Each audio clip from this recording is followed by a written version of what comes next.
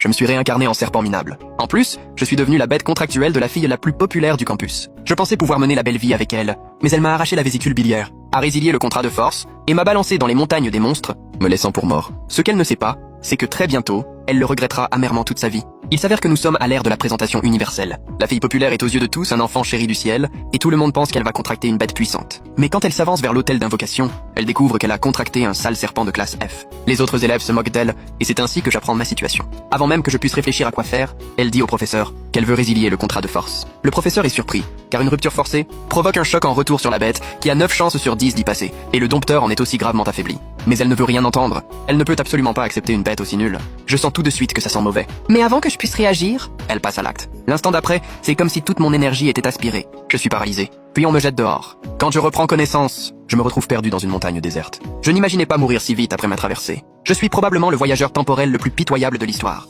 Plein de rage, je lève la tête. Soudain, un loup d'ombre surgit. En voyant sa gueule grande ouverte à 2 doigts de moi, je pense que ma dernière heure est venue. C'est alors qu'une voix résonne dans ma tête. Elle dit: grâce à ton intense volonté de survivre, le système d'évolution par dévoration est activé.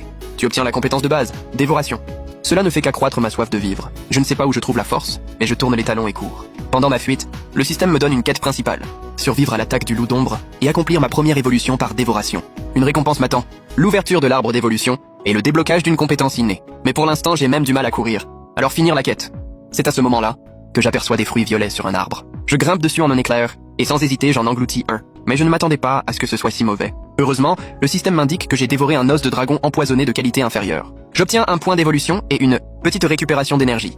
Mais une petite récupération ne sert à rien. Heureusement, le système a un peu d'humanité. Il me révèle que le point faible du loup est son œil gauche. Je fonce dedans comme il dit. Et effectivement, le loup s'effondre sans force. Je profite qu'il est à terre pour l'achever. Je le mords, et j'active la compétence dévoration. Peu après, le système affiche un message. Dévoration réussie, loup d'ombre de classe F. Plus 100 points d'évolution. Seuil de points d'évolution atteint. Évolution possible.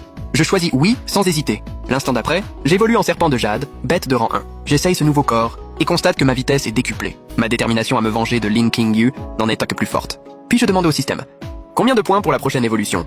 Il me dit 2000.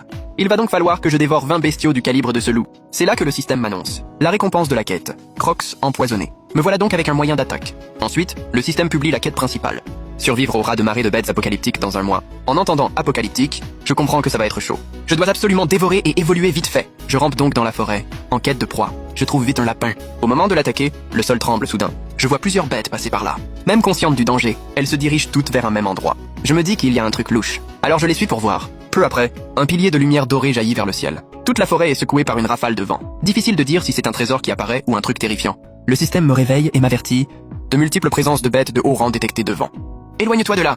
Mais moi, je crois dur comme fer qu'il faut tenter sa chance. Je continue d'avancer. Et avec ma taille actuelle, je suis discret. En chemin, je tombe sur des bestioles à ma portée. Je m'arrête pour les dévorer.